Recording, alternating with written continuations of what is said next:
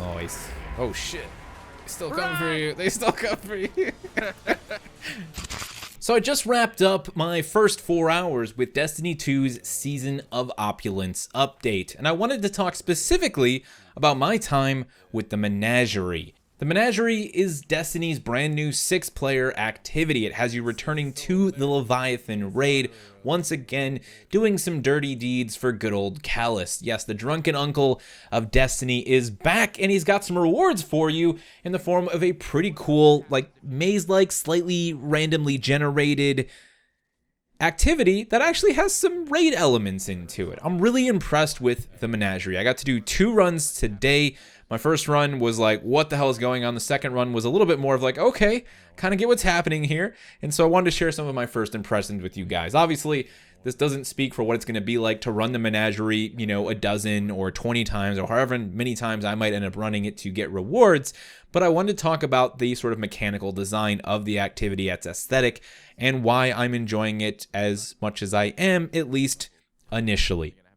Now, the nice thing about the Menagerie, get ready to hear that word a lot, is that it is actually match made on normal difficulty. So when the heroic version releases, I believe Bungie said they will not be doing matchmaking for that, and I totally understand. Things are going to get a lot more frantic, a lot more chaotic. A full 6-player group makes a lot of sense there, but you can still jump into the normal version with matchmaking and actually get some stuff done.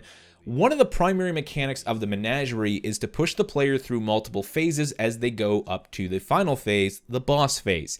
Each phase features a mechanic that allows players to extend the time of that phase while also increasing the light level, the power level of the enemies they're facing. So if you go in at 690, which is the minimum requirement for Menagerie, you might find yourself in a situation where other players are able to kill enough stuff quickly enough that you're suddenly fighting targets that are like 740 and you can't actually do any damage to them.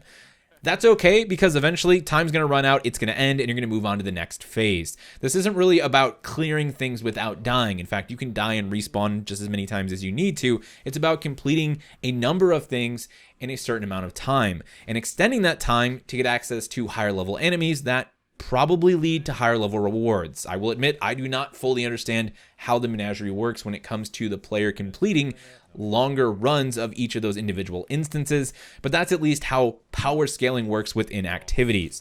The activities themselves are actually somewhat varied. So on my first run, we got a certain set of, oh, go here, then go there, then do this. And then on the second run, we actually got a small location called the crystals that we hadn't gotten before. So there is seemingly some variation within the Menagerie itself, which is a nice little touch. There's also quite a few raid-like mechanics implemented into those individual stages or battles that you'll go through. And this is where I think the Menagerie gets really cool, because it's kind of like Bungie looked at, you know, more match-made content like raids and said, what are some of the coolest moments in raids? How can we isolate like bits of those moments and inject them into a match-made activity without creating an environment where people need to communicate? The Menagerie is totally that. And if this means that this is a way for Bungie to sort of practice and test the waters for giving us activities that have a little bit more stuff, a little bit more complexity to them, while still allowing them to be match-made, then I think this is a really good test bed, a really good step forward, if you will.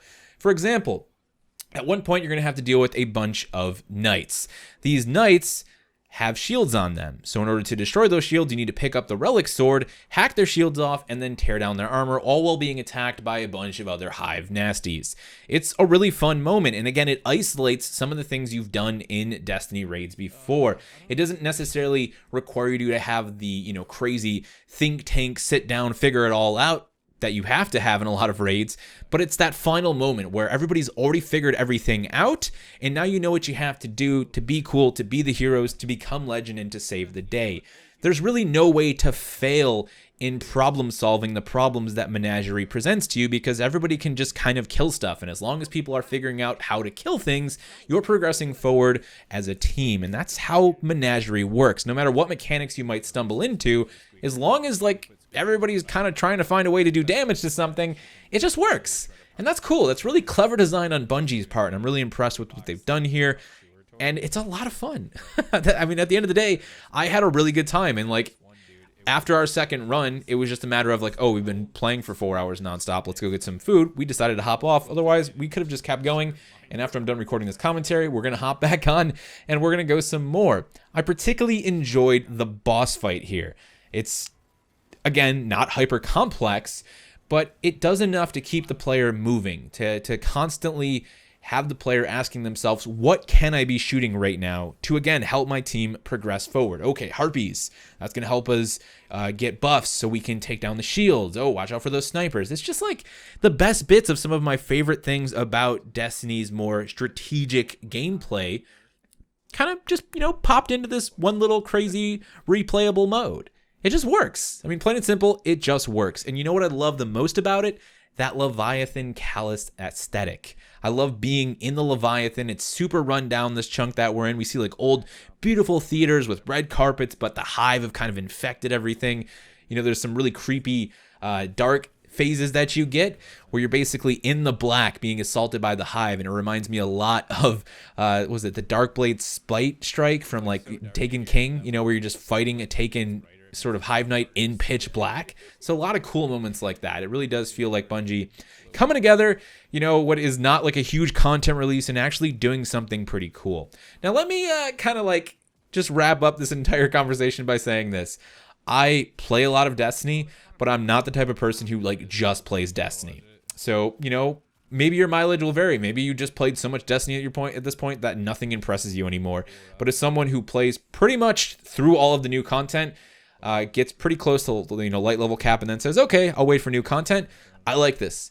This is kind of what I hoped for, and then a little bit more. And again, it's really cool to see Bungie sort of, experimenting with more raid-like mechanics. They've done this in some of their strikes and some of their missions as of late, the Shattered Throne, for example. So it's cool to see them like pushing forward with that. And I think that sort of thing bodes really well for the future of Destiny. Thank you guys so much for watching. If you want to catch the live streams, I am live over on twitch.tv/TonyMo Monday through Friday and occasionally on Saturdays. We're playing Destiny 2. We're starting a playthrough for Dishonored tomorrow. Lots of good stuff happening. Come hang out with me. And of course, you can always catch the occasional discussion and live stream highlight and recap here on YouTube as well. If you've played the Menagerie, I would love to hear your thoughts down in the comment section below. Let me know how invested you are in Destiny and what the Menagerie has been like for you. Thank you all so much for watching, and I will see you in the next one.